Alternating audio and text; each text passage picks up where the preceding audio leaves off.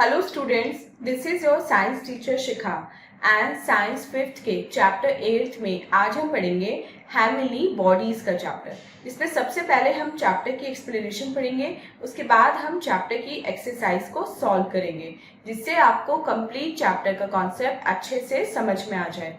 So without wasting any more time, let's get started.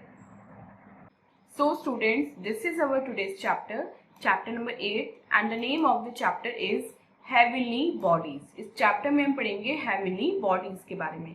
तो सबसे पहले चैप्टर एट ए ग्लैंस में देखते हैं आज हमें कौन कौन से टॉपिक पढ़ने हैं। First is structure of the earth, solar system, objects feel lighter on the moon, landing on the moon, phases of the moon, formation of an eclipse and artificial satellite. ये सारे टॉपिक आज हम अपने इस chapter में cover करेंगे। तो सबसे पहले इंगेज सेक्शन में देखते हैं आज हमें कौन सी एक्टिविटी परफॉर्म करनी है। How well do you know the sun, the moon and the earth, link the facts below to the one it belongs. अब यहाँ पे आपको कुछ फैक्ट्स दिए हुए, आपको उन फैक्ट्स को आपस में उनकी पिक्चर से मैच करना है। तो चलिए मेन चैप्टर रीडिंग स्टार्ट करते हैं। इस चैप्टर में स्टूडेंट हम पढ़ेंगे कुछ ऐसे इंटरेस्टिंग फैक्ट्स अर्थ और मून के बारे में जो बहुत ही ज्यादा फैसिनेटिंग है। क्या आपको पता है कि हमारी अर्थ अंदर से कैसी दिखती है, मतलब अर्थ के नीचे का जो सरफेस है वो कैसा होता है। चलिए उसके बारे में पढ़ते हैं। तो first topic is structure of the अर्थ। हमारी अर्थ 4 बिलियन ईयर्स से भी पुरानी है। ये लगभग स्फेरिकल है शेप में और ये 3 लेयर से मिलकर बनी है। सबसे पहले लेयर है क्रस्ट, ये आउटर लेयर है अर्थ की। ये एक बहुत पतली सी लेयर है जो 0 से 60 किलोमीटर थिक है। और क्रस्ट क्या है? क्रस्ट वो सॉलिड रॉक है जिसपे हम रहते हैं, मतलब जो हमारा ये लैंड है, जो अर्थ है, ये क्रस्ट है जिसपे हम रहते हैं। उसके बाद हमारा आता है मेंटल। ये वाइडेस्ट सेक्शन है अर्थ का और इसकी थिकनेस जो है वो अप्रोक्सीमेटली 2900 किलोमीटर है। ये सॉलिड एंड मोल्टन रॉक का बना है और इसमें आयरन एंड मैग्नीशियम होता है। Third is core. ये सबसे सेंटर का है, सबसे हॉटेस्ट पार्ट है अर्थ का। कोर 2 पार्ट में डिवाइडेड है, inner core and outer core. Outer core जो है वो 2300 किलोमीटर थिक है, इसमें आयरन एंड निकल है अपनी मोल्टन स्टेट में। जो इनर कोर है वो 1200 किलोमीटर थिक है। ये मोस्टली सॉलिड बॉल का बना है जिसमें मेनली आयरन ही है और कोई मटेरियल इसमें नहीं है। Next is solar system. हम जानते हैं कि सन, 8 प्लैनेट्स और द सैटेलाइट मिलकर हमारा सोलर सिस्टम बनाते हैं। तो सबसे पहले पढ़ते हैं सन के बारे में। सन एक बिग बॉल है हॉट बर्निंग गैसेस की और इसमें थिन लेयर ऑफ एयर होती है जिसको हम बोलते हैं corona. It is made up of hydrogen and helium gases. Hydrogen जो गैस है वो हीलियम में लगातार चेंज होती रहती है और यही प्रोसेस की वजह से जो सन है उससे बहुत ज्यादा लाइट एंड हीट निकलती है। प्लैनेट्स, प्लैनेट की अगर बात करें तो हमारे टोटल 8 प्लैनेट्स होते हैं। सबसे पहले आता है मरकरी। ये सन के सबसे पास होता है। ये 88 डेज लेता है कंप्लीट करने में अपना एक चक्कर सन के अराउंड और इसमें कोई भी अपना नेचुरल सैटेलाइट इसका नहीं होता। वीनस सबसे हॉटेस्ट एंड सबसे ब्राइटेस्ट प्लैनेट है हमारे सोलर सिस्टम का। ये 2 to 5 डेज लेता है सन के अराउंड एक चक्कर लगाने में और इसका खुद का कोई मून नहीं है। अर्थ इकलौता ऐसा प्लैनेट है जिसपे लाइफ है, जो लाइफ को सपोर्ट करता है। इसको ब्लू प्लैनेट भी बोलते हैं क्योंकि इसका लगभग 70% जो सरफेस है वो वाटर से घिरा हुआ है और ये 365 1/4 डेज लेती है सन के चारों तरफ चक्कर लगाने में। मार्स को हम रेड प्लैनेट बोलते हैं क्योंकि इस पे रेड डस्ट है और इसमें इसके 2 मून है। इट हैज 2 मून्स और लगभग 687 डेज लेता है सन की तरफ चक्कर लगाने में। जुपिटर सबसे लार्जेस्ट प्लैनेट है हमारे सोलर सिस्टम का, सबसे बड़ा प्लैनेट जिसमें थिक क्लाउड्स ऑफ गैस हैं। ये 12 इयर्स लेता है सन के चारों तरफ चक्कर लगाने में। इसके 79 मून्स हैं। सैटर्न सेकेंड लार्जेस्ट प्लैनेट है, इसमें रिंग्स है ice, rocks and dust particles के। ये 30 इयर्स लेता है एंड इसके 82 मून्स हैं। यूरेनस थर्ड लार्जेस्ट प्लैनेट है और ये पहला ऐसा प्लैनेट है जो टेलीस्कोप के थ्रू डिस्कवर किया गया है। इसमें बहुत सारी गैसेस होती हैं जैसे मीथेन। 84 इयर्स लेता है और इसके 27 मून्स हैं। Last is Neptune. ये सन से सबसे ज्यादा दूर है और इसमें बहुत ज्यादा तेज तूफान आते हैं, तूफान रहते हैं इस पे। ये लगभग 165 इयर्स लेता है, 165 इयर्स सन के चारों तरफ घूमने में और इसके बहुत सारे मून हैं। नेक्स्ट पढ़ते हैं मून। मून क्या है? मून अर्थ का एक नेचुरल सैटेलाइट है। नेचुरल सैटेलाइट वो सेलेस्टियल बॉडी होती है जो प्लैनेट के चारों तरफ घूमती है और मून अर्थ से लगभग 3,84,000 किलोमीटर दूर है। मून अर्थ का लगभग 1/4 है, 1/4 है जो मून है वो अर्थ का, और इसकी खुद की लाइट नहीं है और ये जो सन की लाइट इसमें पड़ती है उसके थ्रू ये चमकता हुआ दिखाई देता है। Next is surface of the moon.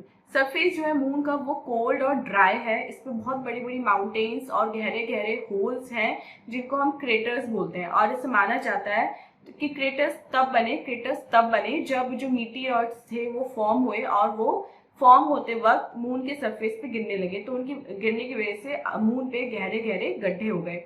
Moon पे ना तो एयर है ना वाटर है। इसका मतलब जहाँ एयर और वाटर नहीं है वहाँ पे ना तो हम कुछ सुन सकते हैं और ना हम वहाँ पे लाइफ सपोर्ट हो सकती है, और ना पे वहाँ पे साउंड ट्रैवल, जो साउंड वेव्स हैं वो भी एयर में ट्रैवल नहीं कर सकती क्योंकि उसके लिए भी एयर चाहिए और वहाँ पे एयर नहीं है।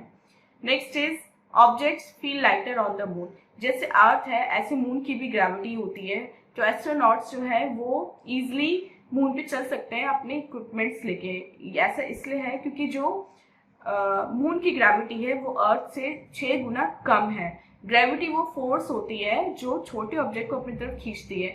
अब सिंस जो मून की ग्रेविटी है वो कम है तो मून क्या करता है, अर्थ के जो ऑब्जेक्ट्स होते हैं या जो ह्यूमन बींग्स जो वहाँ पे लैंड करते हैं उनको अपनी तरफ खींचता है, और सिंस जो मून है वो अर्थ से हल्का है तो वहाँ की जो ग्रेविटी है वो भी कम है as compared to earth. Next is landing on the moon. अब मून के लिए बहुत सारे मिशन चलाए गए। सबसे पहला मिशन था जुलाई 20, 1969 को, जिसमें अमेरिकन एस्ट्रोनॉट नील आर्मस्ट्रॉन्ग पहले आदमी बने जिन्होंने चांद पर कदम रखा था। वो अपोलो 11 स्पेस मिशन का एक पार्ट थे और उनके साथ थे Edwin Aldrin and Michael Collins. तो नील आर्मस्ट्रॉन्ग के जो फर्स्ट वर्ड थे जब उन्होंने मून पे लैंड किया वो था that's one small step for man, one giant leap for mankind. और उनके साथ थे सेकंड जो पर्सन थे जिन्होंने मून पे कदम रखा वो थे एडविन ऑल्ड्रिन। वहां पर उन्होंने बहुत सारी रिसर्च करी और हमें बहुत सारी इंफॉर्मेशन दी मून के सरफेस के बारे में। नेक्स्ट पढ़ते हैं phases of the moon. Moon की अपनी खुद की लाइट होती नहीं, हमने पढ़ा है, ये तब चमकता है जब इस पे सन की लाइट पड़ती है। अब मून के जो डिफरेंट फेजेस हैं वो इसलिए बनते हैं क्योंकि सन जो है वो मून के डिफरेंट पोर्शंस पे अपनी लाइट देता रहता है और अर्थ से हमें वो पोर्शंस बहुत ज़्यादा डिफरेंट दिखाई देते हैं। सो वो अपरेंट चेंजिंग जो शेप होती है मून की उसको हम बोलते हैं फेजेस ऑफ द मून। अभी जो डायग्राम है इसमें आप देख सकते हैं कि मून कैसे अपनी जो फेज है उनको चेंज करता है, like first quarter waxing ribbon, full moon, वेनिंग ribbon, third quarter वेनिंग crescent, new moon and waxing crescent. तो इस डायग्राम को पढ़ के आप ये सारी थ्योरी पढ़ सकते हैं। Next topic is formation of an eclipse. अब ग्रहण जो है वो कैसे होता है।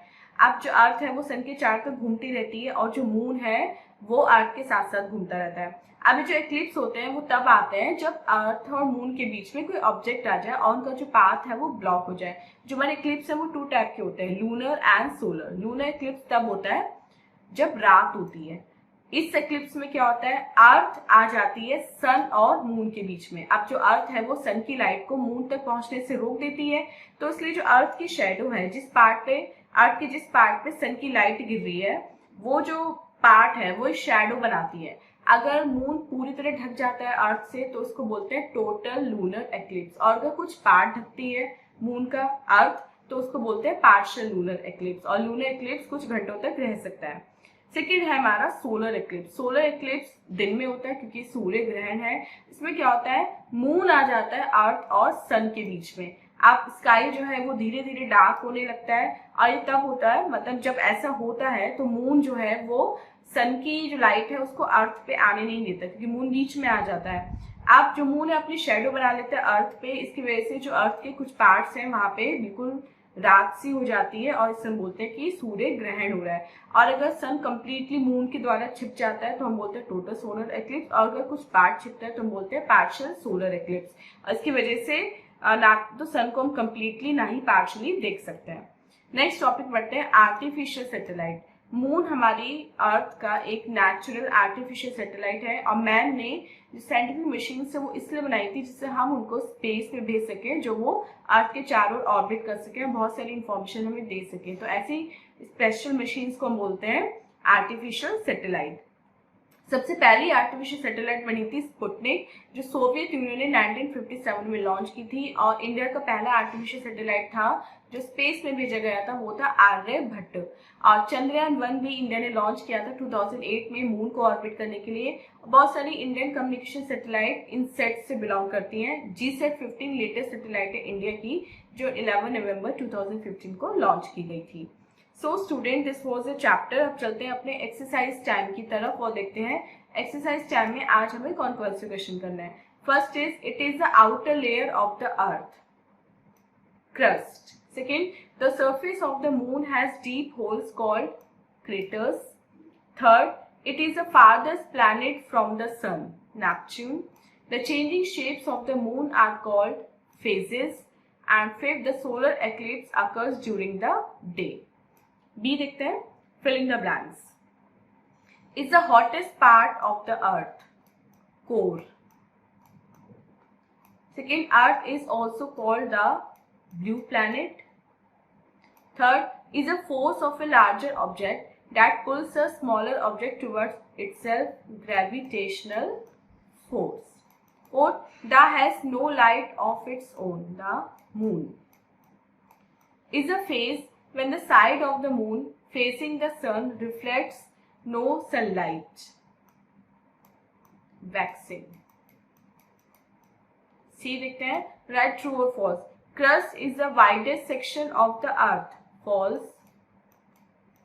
The sun has a thin layer of air around it called corona, yes, this is true. Uranus is covered with red dust, false. The lunar eclipse occurs during night, true. Aryabhat is the latest satellite, false. Aryabhat was the first satellite. So student, this was the exercise. I hope आपको complete chapter with exercise अच्छे से समझ में आ गया है। And this was our today's video. मिलते हैं अपनी next video में इसे next chapter की explanation के साथ। Till then आप अपना बहुत बहुत ध्यान रखिएगा and bye bye.